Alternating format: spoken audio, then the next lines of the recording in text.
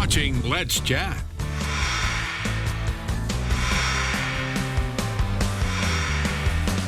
In the world of entertainment, as you know, theatrically, we have a lot of really cool things happening right here in Chattanooga, right in our own backyard.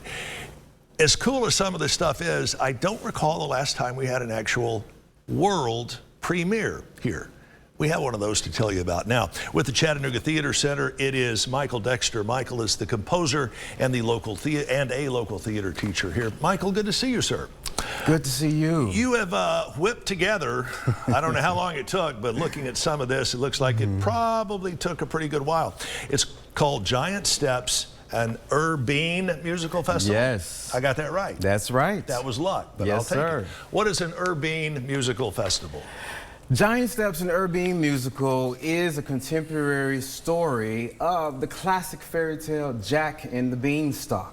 Really? Yes, sir. So instead of calling it Jack and the Beanstalk, I wanted to find a witty and clever way to add that bean element to the show. And Sure. so I was thinking of urban, Played. UrBEAN. UrBEAN. UrBEAN. Yeah.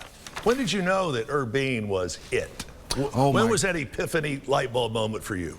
Literally, we were drinking coffee, and literally we were going through all the beans, linguines, kidney beans, lima beans, Right. and then we was like coffee bean, and we're like UrBEAN musical. And Ding, ding. That's how we got the title. Give us a little bit of an example, and of course everyone's familiar with the story of Jack and the Beanstalk, the conventional tale. Give us one little area where you're going to get off that beaten path that we all know. Okay, just like the classic fairy tale, Jay has a chance encounter with the beans. Jay is our main character. His name is Jermaine Johnson. Right. He has a terrible start to his morning. He goes to school. He's late to school. He gets detention. He's mad. He leaves detention. He cuts out of school. And on the way home, he has a chance encounter with a street vendor who gives him the magical beans.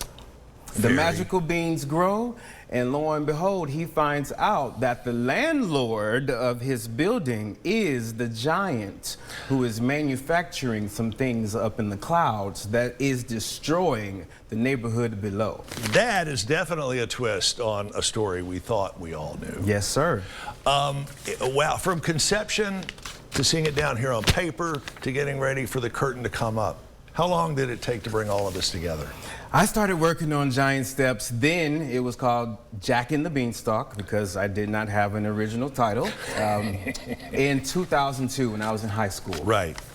And so from there, I did not have a book writer. I was not a book writer, but I always was working towards to be a composer lyricist. So I wanted to create like a rock opera. Yeah. That way I could bypass the book, sort of. So you kind of raised a baby here, Yes, sir. essentially. Are you proud of the baby? I'm proud of the baby. I raised a baby bean. You raised a baby bean. I raised a baby bean, and it has grown into a beanstalk. Give me the particulars on this. When does the curtain come up? Where? How do we get tickets? All of that. Curtain comes up this Friday. The show opens at 8 o'clock. You can get tickets at thetheatrecenter.com, or you can buy tickets at the box office the day of the show.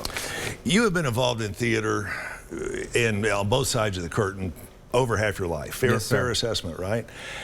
How is this particular play, this particular presentation, I don't want to call it a play, how is this particular presentation different from anything else you've taken part in? As playwrights and as creator, there are major differences from being a performer, because most of my life I wanted to perform. But as I've been performing, I wanted to create. I wanted to create from plays and situations for my community and stories to tell. Michael, it sounds like you have knocked one out of the park. All we can tell you is break the proverbial leg, but don't really break a leg because, well, just don't break a leg.